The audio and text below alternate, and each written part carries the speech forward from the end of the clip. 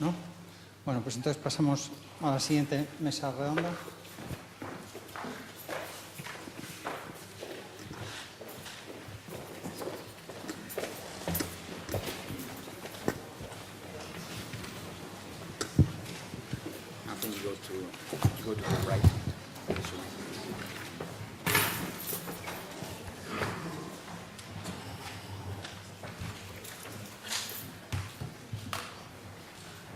Bueno, buenos días a todos y vamos a pasar a la siguiente mesa, que espero que contestemos algunas de las preguntas que han ido surgiendo anteriormente sobre la expresión psiquiátrica en las personas que portan esta delección y que tienen este síndrome.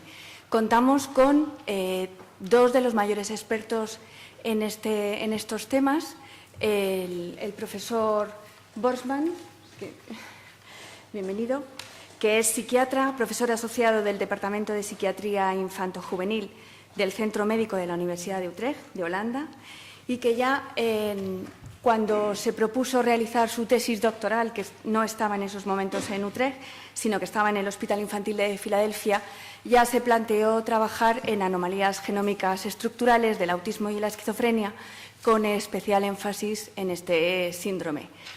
Cuando ya él llegó a Utrecht, siguió con este interés y ha seguido investigando en este tema. Como hemos visto también en las conferencias anteriores, es un miembro activo en este grupo. Y también contamos con el profesor Celso Arango, que está en el grupo de Madrid. El profesor Celso Arango es jefe de servicio de psiquiatría del niño y del adolescente del Hospital Universitario Gregorio Marañón.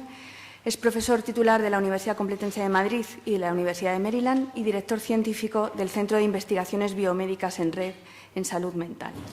Sus principales líneas de investigación también son en autismo y en esquizofrenia, y por eso también está investigando en este síndrome. Yo creo que sin más preámbulos y para aprovechar el tiempo mejor, vamos a darle la palabra a los dos ponentes. Siento la ausencia del tercer ponente, del profesor Jaume Morey Cañelles, por problemas personales, como ha enunciado antes Sisto. Profesor Borsman.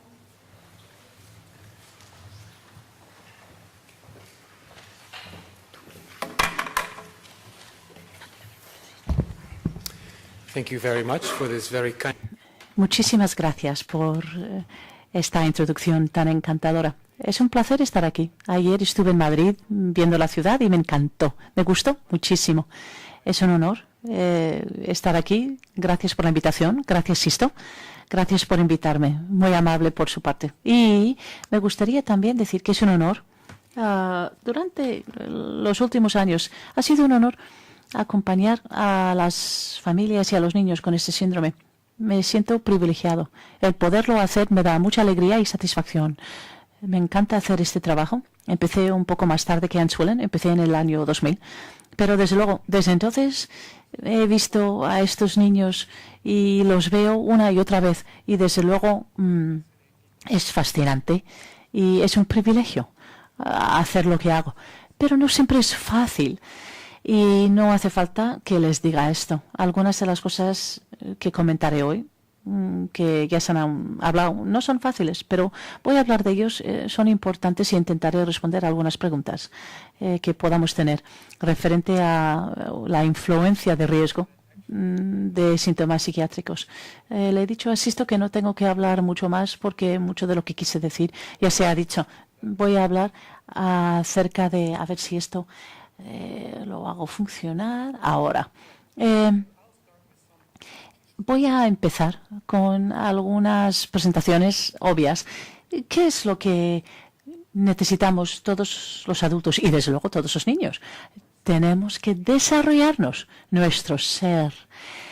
Es importantísimo que crezcamos y como padres proveemos un entorno seguro para nuestros hijos. Lo hacemos de manera natural. ¿Qué es lo que odiamos? Pues odiamos que nos pregunten o que nos piden hacer algo que va más allá de nuestras habilidades. Y esto ocurre constantemente, no es un problema. Esto es una experiencia que conocemos todos aquí hoy. Pero hay que pensar en una situación donde ocurre un día sí, otro también, y al otro, y al otro. el pedir algo a alguien que esa persona no puede dar. Es como si me dices a mí, quiero que juegues un partido en el equipo del Barça, ¿vale? Y que seas el portero, imposible. Y si me lo dices una y otra vez, me voy a sentar fatal. Aquí pasa lo mismo. Como padres, profesores, etcétera, siempre estamos muy ocupados en estimular, en hacer que este crecimiento y desarrollo sea posible. Y intentamos evitar situaciones que exigen demasiado. Es un equilibrio muy frágil. Y cuando uno tiene el 22Q11 SD, este equilibrio es aún más difícil. Mi charla hoy entonces va a tener que ver con esto. Acabaré con esta última diapositiva final, pero empezamos en el año 2000. Nuestro estudio le llamaré el estudio cognitivo. Pueden entrar en el estudio a 1 año y medio de vida, pero también a 9 años y medio, 10 años y medio, 15 años de edad. Les vemos una y otra vez a través de sus vidas y estamos evaluando su intelecto y preguntamos a los profesores, a sus padres, por su comportamiento. De momento tenemos 280 niños de varias edades y hay otro estudio que empezó a la vez. Se llamaba el estudio psiquiátrico. Empezamos con los niños un poquito más tarde, a partir de los 12 años. Les veo a ellos y veo niños más jóvenes, pero no participan en este estudio. Y este cohorte evaluamos, desde luego, con los niños, evaluamos a estos niños de manera psiquiátrica, hablamos con los padres, los niños y los profesores y la escuela para intentar averiguar si hay problemas psiquiátricos y cuáles son. Por tanto, tenemos 120 niños que tienen, digamos que han pasado por la primera evaluación y de estos 120 hay 60 que he visto una segunda vez. Y la edad media de la primera evaluación son 14 años de edad. La segunda vez tienen unos 18 años en su segunda evaluación. Aquí tenemos algunos de los aprendizajes que hemos visto. Se publicó hace un par de años. Estos números, de todas formas, no cambian mucho. E incluso con 120 niños, los números se mantienen iguales. En nuestro cohorte, en nuestro estudio, se ve que la mitad de estos niños tienen ASD. Y desde luego voy a explicar lo que es este trastorno de autismo. Es un trastorno de autismo que primero tiene que ver con la interacción social. Como ejemplo, por ejemplo, ¿hace buen contacto visual el niño? ¿Lee las caras de las personas con que está? ¿Lee lo que se está diciendo a nivel no verbal? ¿Lo hace debidamente? ¿Pide atención? ¿Tiene atención? ¿Presta atención y muestra interés en lo que dicen los demás? ¿O solo tiene interés por sus cosas? Estas son las preguntas. Y el segundo dominio sería comunicación. Está muy interrelacionado con el primer dominio.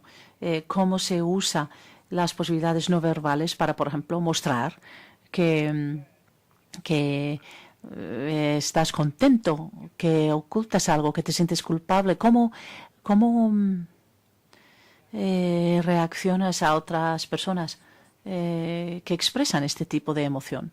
Y luego el tercer dominio tenía que ver con repetitividad, flexibilidad. Entonces, la pregunta es, ¿hay un rango muy amplio de intereses o solo puedes hablar y comentar y pensar en una cosa? La persona pregunta cosas repetitivamente pide, quiero este balón, quiero este balón, quiero este balón. Voy a preguntarlo miles de veces al día. Solo voy a dejar de preguntar cuando me compren el balón rojo. Entonces perderé interés por el balón rojo y querré un balón azul, amarillo. Luego, TDAH. Aquí tenemos también trastorno depresivo y psicosis.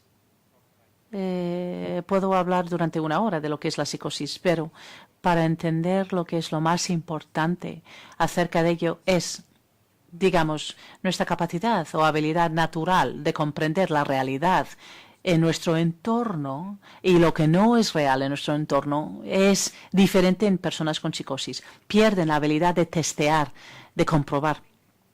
Empiezan a pensar y a convencerse de cosas que no son verdades, que no son verdad, no son reales.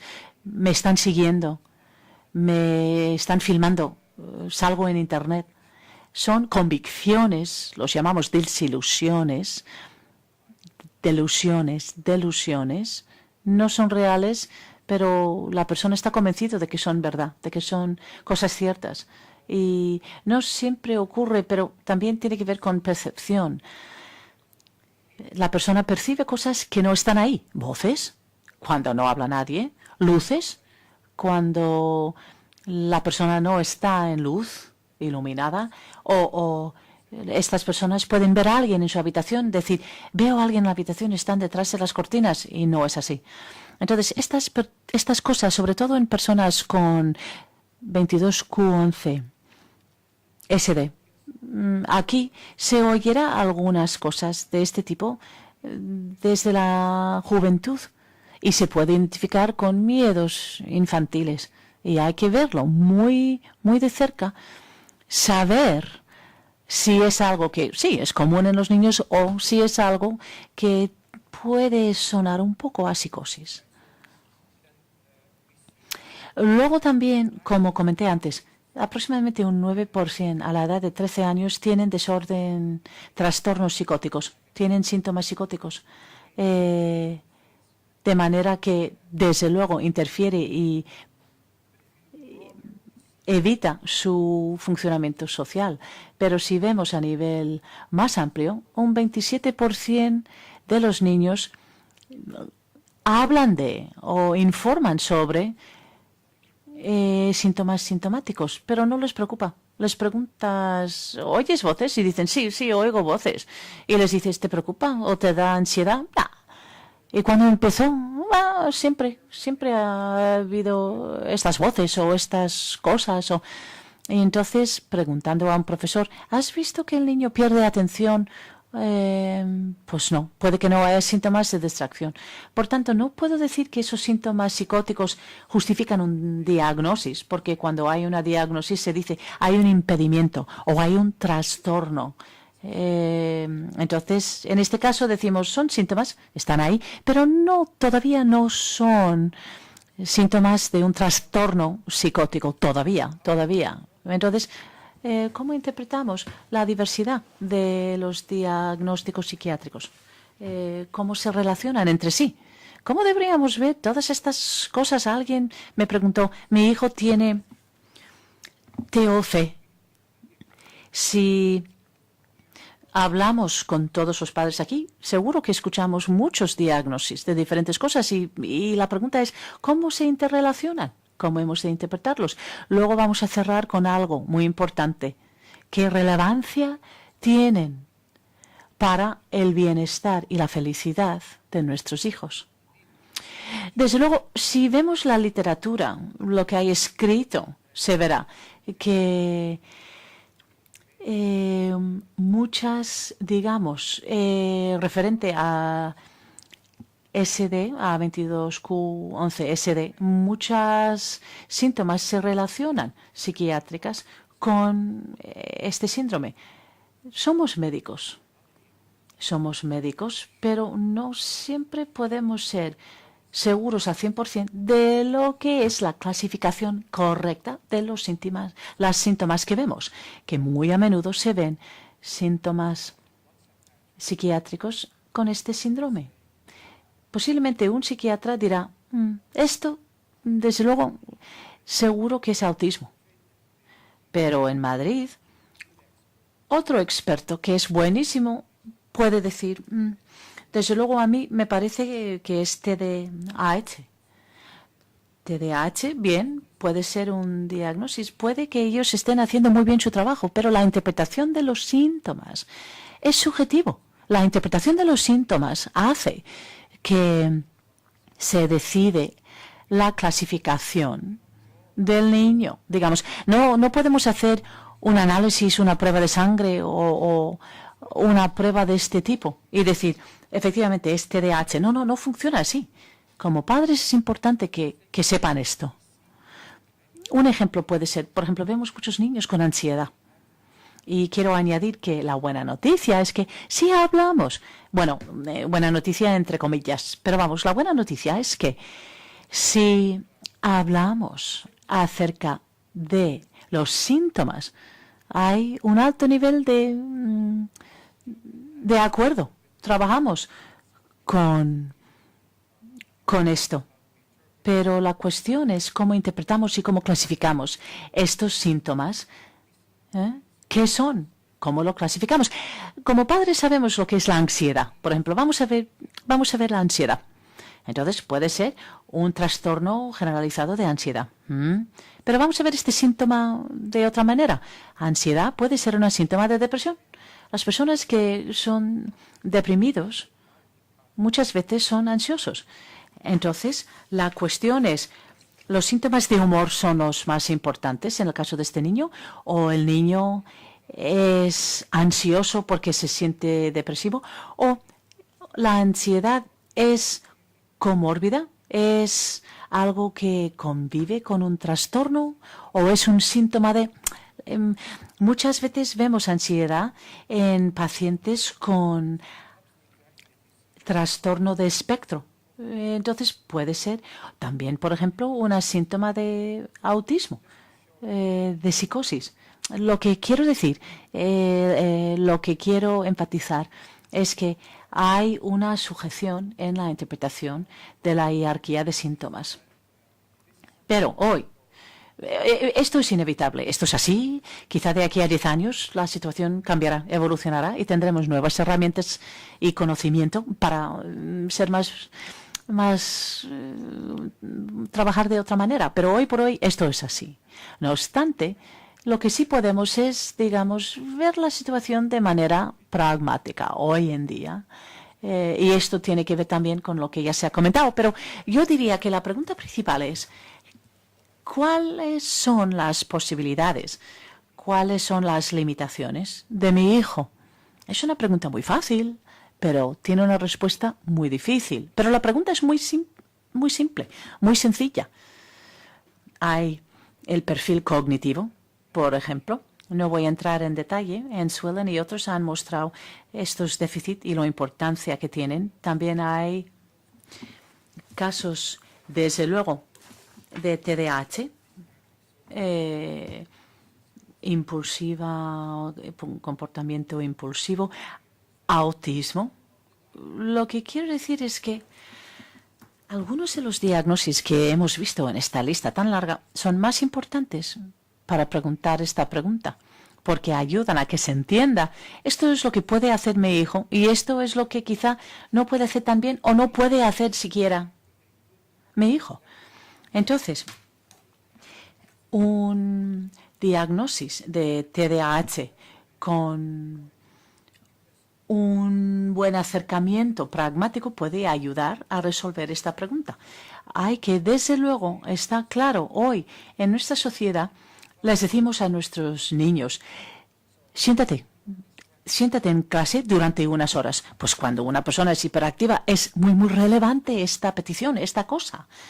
También hay otros síntomas que son más importantes porque, digamos, son importantes de otra manera porque muestran, si lo puedo decir de esta manera, que quizá el sistema se esté calentando demasiado de compensación. Por tanto, síntomas de humor, psicosis, ansiedad, también síntomas de TOC, se pueden ver como el equilibrio que está fuera de equilibrio. Por tanto, el calentamiento, sobrecalentamiento del sistema.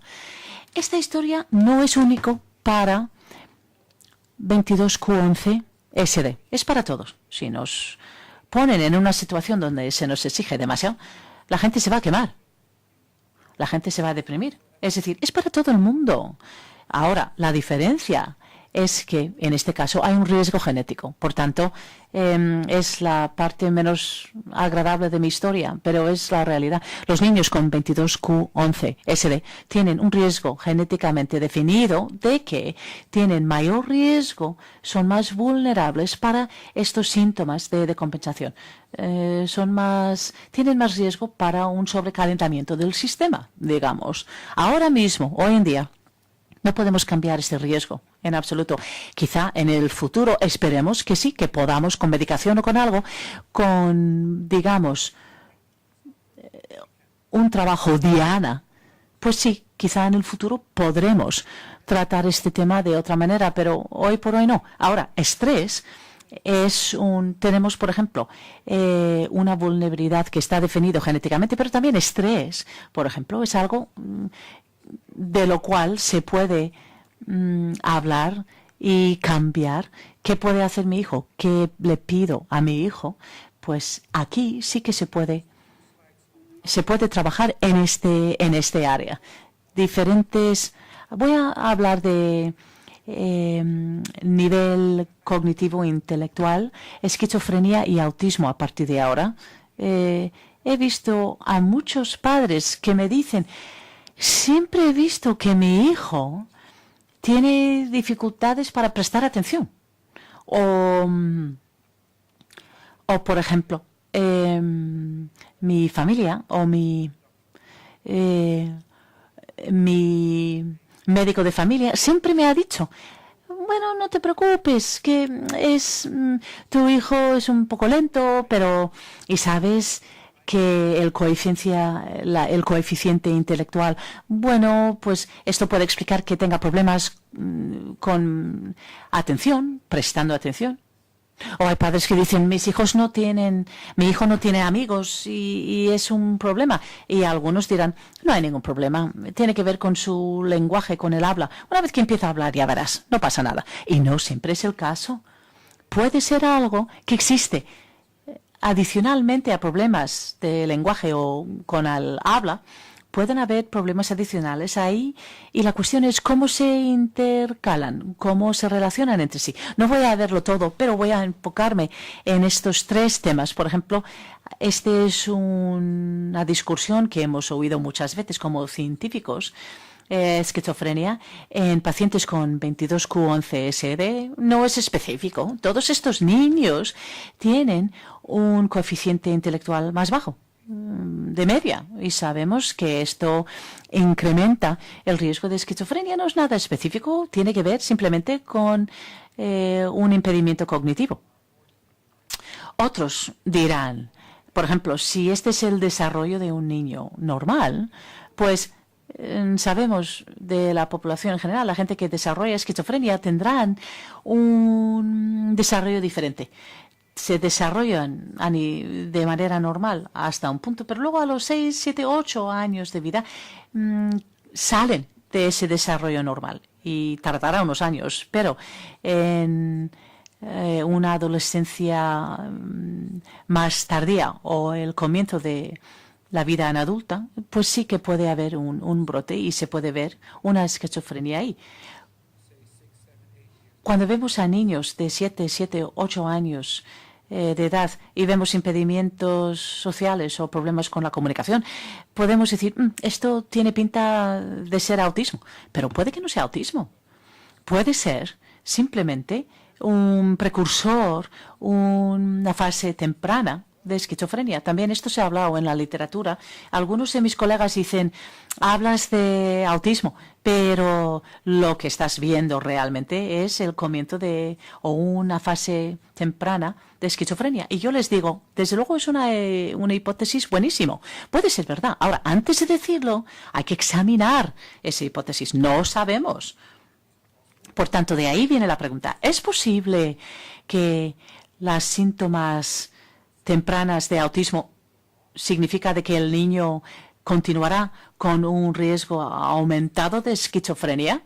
Si es verdad, lo que esperaríamos sería, si vemos el grupo de pacientes con 22q11SD, estos serían niños que tienen, por ejemplo, ASD, pensaríamos que más o menos ese espectro tendría que ver con niños que desarrollan esquizofrenia. Por tanto, pacientes diagnosticados con autismo de niños, posiblemente cuando sean mayores, van a tener una diagnosis de esquizofrenia. Vale, pero puede ser que no sea el caso. Puede haber un intercalado que es de pura casualidad y otras veces no. Estas dos posibilidades son posibles.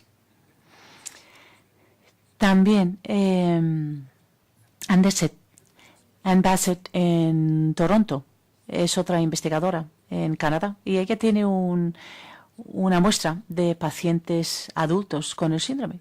Y vimos los padres de estos pacientes, eran muy mayores, y les preguntamos, ¿usted nos podría decir cómo se comportó su hijo cuando era niño? Antes de que tuviese 10 años, por ejemplo. ¿Usted puede acordar su hijo antes de que tuviese 10 años?